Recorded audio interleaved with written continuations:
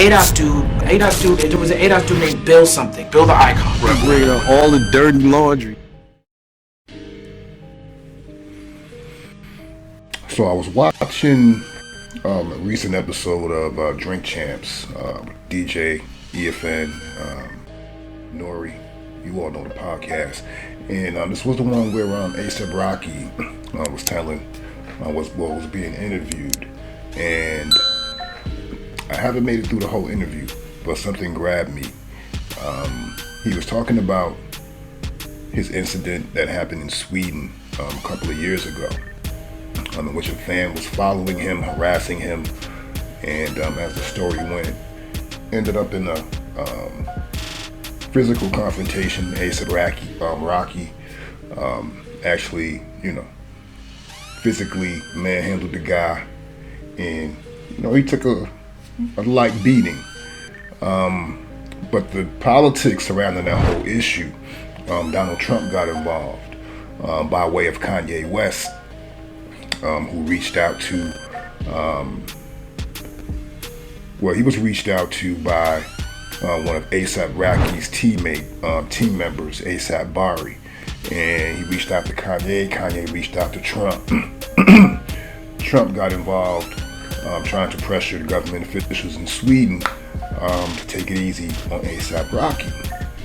And what I find interesting in this clip here was the fact that, number one, Nore took this opportunity to basically give Trump his flowers for being quote-unquote gangster, for stepping in the way he did on the A$AP Rocky situation. He started out by tweeting. I'll show some of the tweets here, of course, and wanted to get into the audio, some of the audio here on Drink Champs, and let me know what you think.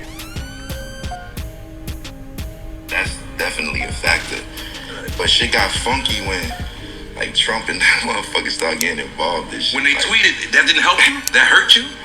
Low key, that's when they started trying to apply pressure to us and all that. And they was, yeah. Oh, like the police in the jail? Yeah, the authorities over there. Wow. That's crazy. Yeah, they was on some sucker shit. They ain't even let us see the So the tweets, and again, I post the tweets. Trump started out by tweeting some things in his typical fashion, and A$AP Rocky here says that's when things got a little tense in the jail situation. Seeing nothing like that for 2 weeks, and we ain't get no visits, solitary confinement, no regular jail cell. I'm gonna be honest though. I think Trump was a gangster for that. That was gangster. That was gangster. That was gangster. That was gangster, right? You're saying, okay, all right. You don't never make noise for Trump. I don't think you've ever made noise for Trump. I'm not scared to make noise for him. And case in point, Nore basically tongue-in-cheek admit, he's never made noise for Trump on the podcast.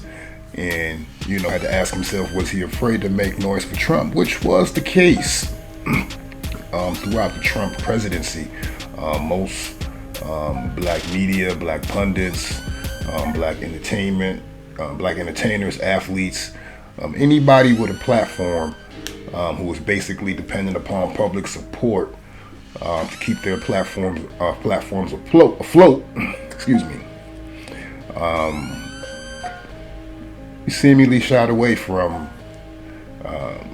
giving Trump, any credit, any due that he was deserving of. They only took opportunities to bash him, those who were of the mindset. But I'm very curious indeed. But let's continue. I was a gangster. Because I ain't gonna lie, I don't think Joe Biden would have came and got you. Nah, I don't think Joe Joe ain't even coming outside. What's wrong with Joe? Since he got elected, I ain't really been seeing Joe like that. Joe was a letdown. Joe was a letdown. I'm not what's it called, Democrat, I get it. Republican. Yeah. I'm not even independent at this point. I don't know what I am. Yeah. But I ain't a Joe Biden fan, I can tell you that. Yeah. He ain't been outside at all. I know you think he got all of those minority votes. Word. And they made a crack law to smoke crack. Yeah, that's What do you crazy. mean? So I don't know, maybe the gag order's been lifted, but now, after the fact, it's kind of late in the game.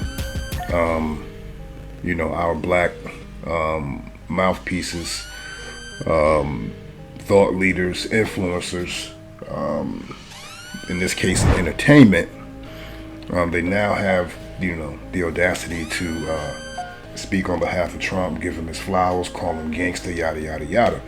I just wonder where these people were a couple of years ago when we could have taken advantage of Trump's presidency. I think there was an opportunity there for us, a unique opportunity that I don't see available to us in the near future with the current players that we have on the chessboard.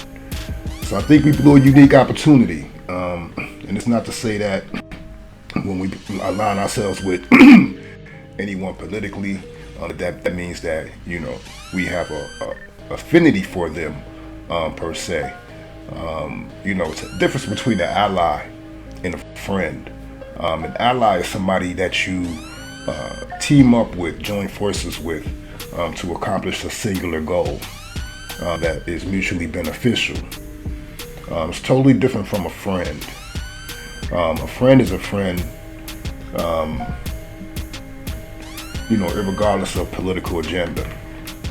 But an ally, once that political agenda is complete, that ally may become one of your most deadliest enemies. They may become your friend.